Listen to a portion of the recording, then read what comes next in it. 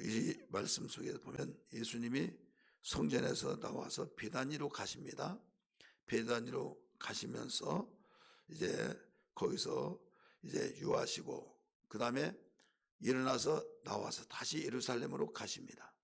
가시면서 아침에 시장하셨던 것 같아요.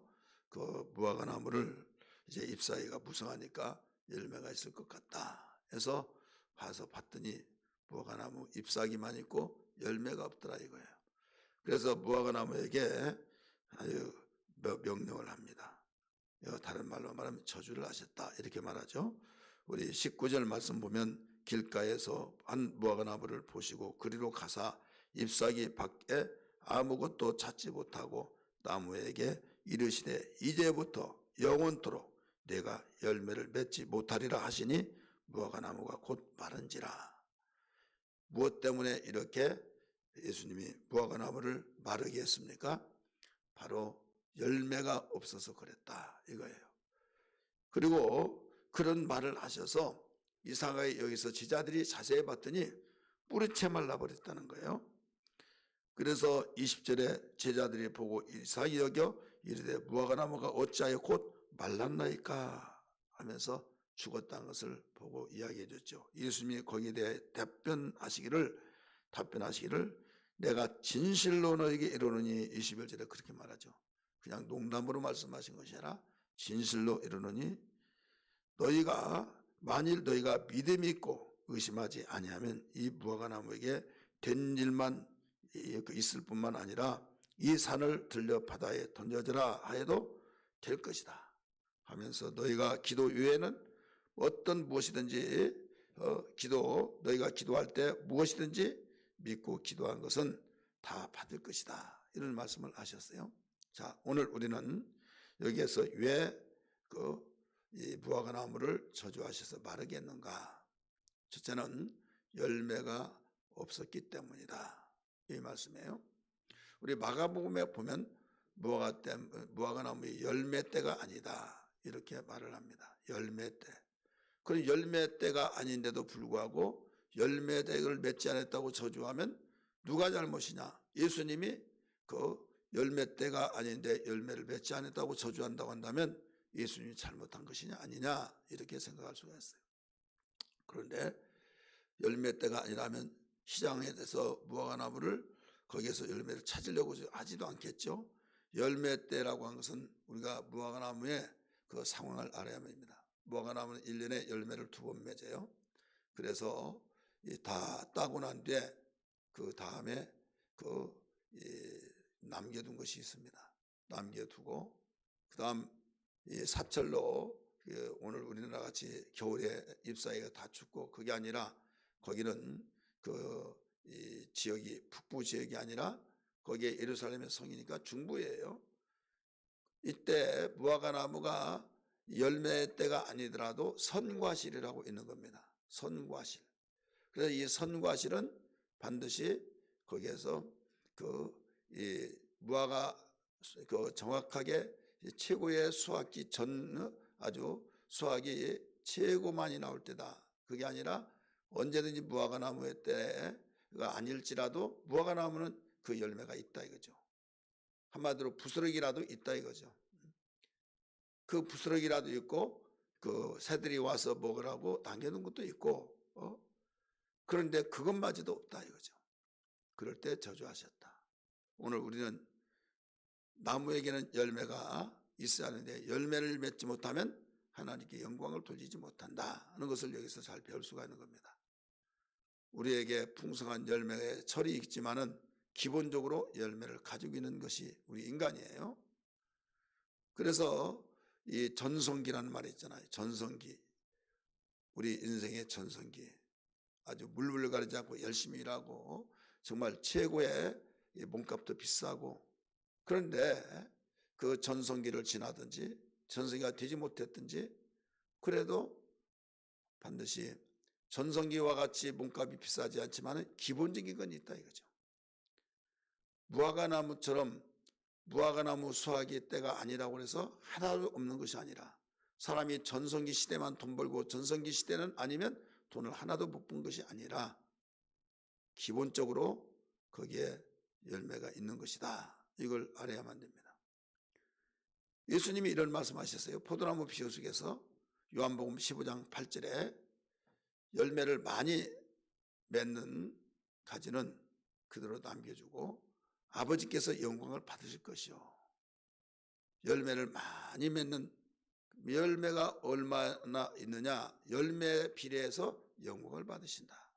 우리 성경 한번 볼까요? 요한복음 15장 8절입니다. 같이 읽습니다. 제가 가지고 있는 성경 신약성경 173쪽입니다.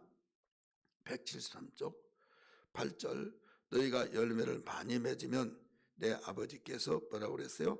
영광을 받으실 것이요 너희는 내 제자가 되리라.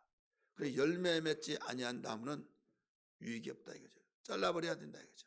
그래서 앞에 열매 2절 말씀 보세요. 15장 2절, 무릇 내게 붙어 있어 열매를 맺지 아니한 가지는 아버지께서 그것을 재버리시고 무릇 열매를 맺는 가지는 더 열매를 맺게 하려 하여 그것을 깨끗하게 하시느니라. 그래, 열매를 맺지 않은 가지는 있어야 할 이유가 없다 이거죠. 여러분, 우리 인간은 그 아름다운 열매들을 맺혀야 될 줄 믿습니다. 성령의 9가지 열매가 맺히고 또 성령의 9가지 열매는 성령의 은혜로 맺지만은 인간의 기본적인, 인간의 인격적인 존재로 만들어지기 때문에 기본적인 우리가 선한 일을 할 줄 알고 기본적으로 우리가 예수를 믿든 안 믿든 누구나 착한 일을 해야 된다, 선한 일을 해야 된다. 그런 열매는 누구든지 인간의 기본적인 거예요. 그나마 이것까지도 없다고 한다면 결국은 버려질 수밖에 없다 이거죠. 너는 있어야 할 이유가 없다. 이것을 잘 가르쳐 준 거죠. 여기에 무화과나무의 때가 아님이라 마가복음에서 나오면서 열매 때가 아니다. 열매 때는 뭘로 이루어지냐? 성령의 열매로서, 하나님의 은혜로서 무성하게 열매를 많이 맺지만은 성령의 역사가 없다 할지라도 예수 믿지 아니한 사람들 유익하게 선한 일을 하면서 자기의 의지와 자기의 지식과 자기의 지성과 내가 이런 일을 하면 좋은 일이다, 선한 일이다 하는 그런 일을 해나간다 이거죠. 이런 일까지도 그 무화과나무 때가 아니니까 성령의 열매를 거두는 그걸 보는 것이 아니라 일반적인 열매를 추구하시면서 그것을 원하신 것이죠. 여러분, 예수 믿기 전에 우리는 인간으로서 이제 예수 믿으시니 플러스 알파 또 거기에 알파 플러스 또 열매를 우리는 가지고 사는 겁니다. 대부분 사람들이 예수 믿으면 많은 열매를 거둔다. 그런데 예수님 믿지 않은 사람이 더 착한 일을 하고 이런 사람들이 더러 있잖아요. 그리고 믿는 사람이 그 행실이 올바르지 않아가지고 얘 믿는 사람이 저러냐 이럴 때가 있어요.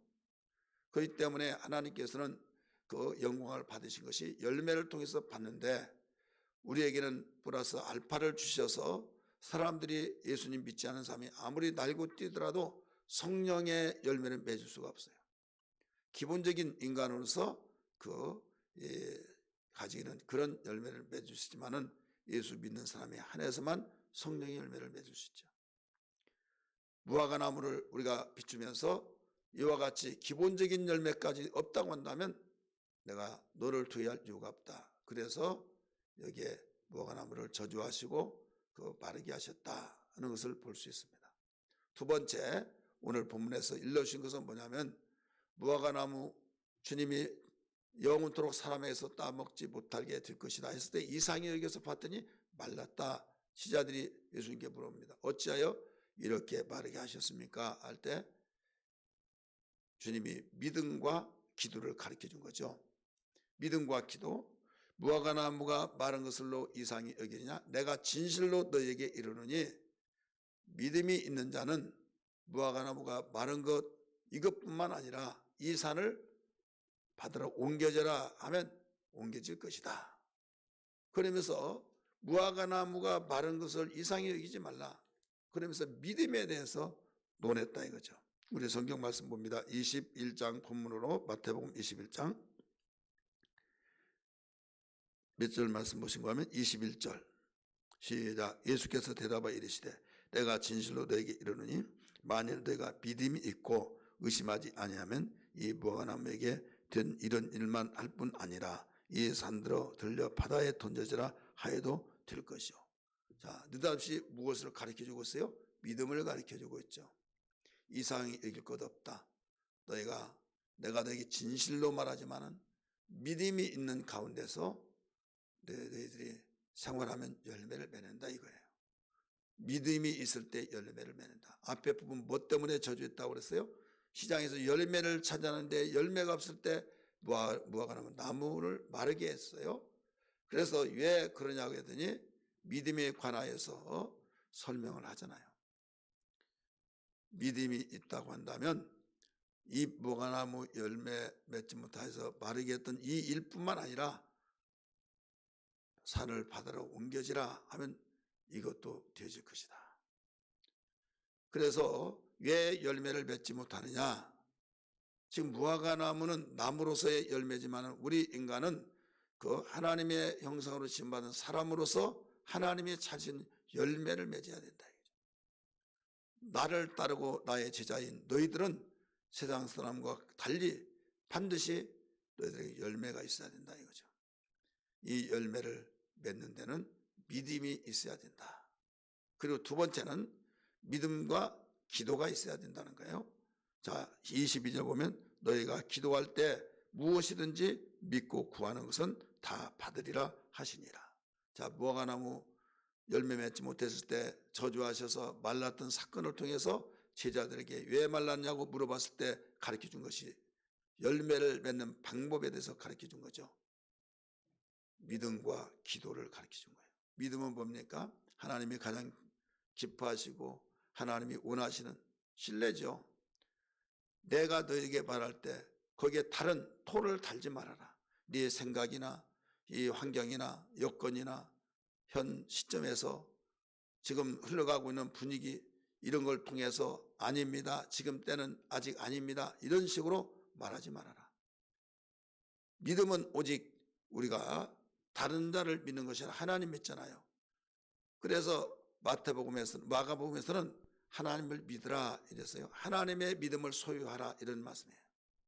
믿음은 어디에서 나옵니까? 들음에서 나오죠.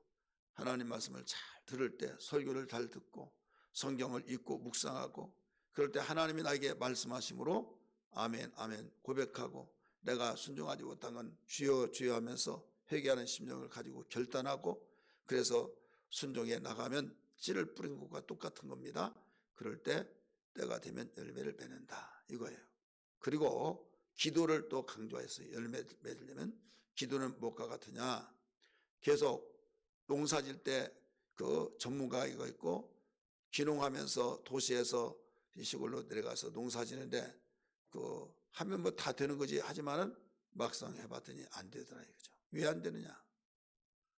자기는 지극정성을 다하면 안 돼요.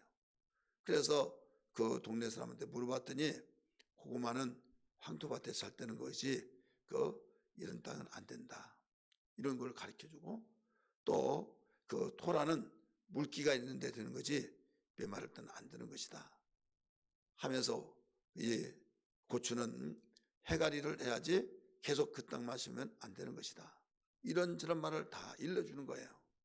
대화를 통해서 알게 된 거죠. 여러분 기도는 하나님과의 대화예요. 그렇기 때문에 기도하는 것은 하나님과 대화임으로써 말씀을 듣고 내가 믿어진 것을 하나님과 교제해서 계속 대화를 통해서 가르쳐 주시는 그 놀라운 교제가 되어진 걸 알아야 될 줄 믿습니다. 그러므로 우리는 말씀과 우리는 곧 믿음과 기도를 통해서 열매를 맺혀간다는 걸 기억하면서 주님 이 무화과나무에게 열매가 없는 것을 보시고 영원토록 사람에게서 열매를 따먹지 못하려 할 때 바싹 말라버렸던 것을 발견했습니다. 주님이 이 말씀을 제자들이 물어볼 때 가르쳐 준 것은 믿음과 기도에 대해서 가르쳐 준 걸 알았습니다.